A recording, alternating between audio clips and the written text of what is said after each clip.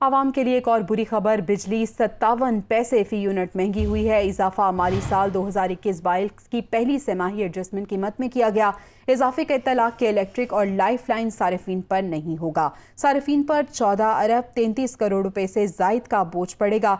नेपरा ने हतमी नोटिफिकेशन के लिए समरी वफाकी हुकूमत को इरसाल कर दी है, तो बिजली 57 पैसे फी यूनिट महंगी हुई है। ये इजाफा माली साल 2021-22 की पहली सेमाही एडजस्टमेंट कीमत में किया गया है। इस इजाफे का इत्तलाक बताया जा रहा है कि इलेक्ट्रिक और लाइफ लाइन सारिफीन पर नहीं होगा। मज़ीद तफसीलात जानेंगे। अलीम मलिक हमारे साथ मौजूद है। जी अलीम।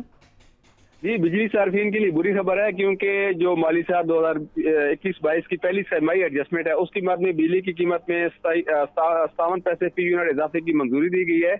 ये जो इजाफा किया गया है, इसका इत्तलाक के इलेक्ट्रिक और जो लाइफ लाइन सार्फिन है उन पर नहीं होगा। नेपरा ने जो आज मंजूरी दी है, ये अपना फैसला जो है नोटिफिकेशन के लिए वफाकी हुकूमत को भिजवा दिया है, और इस जो फैसले जो इजाफा हुआ है, इस इजाफे से तकरीबन 14 अरब 33 करोड़ रुपए से ज्यादा का इजाफी बोझ जो है वो सार्फिन पर पड़ेगा, जो उन्हें आइंदा 3 माह में जो है इजाफी अदायगियां करनी होगी, और ये इजाफी अमाउंट है ये देनी होगी।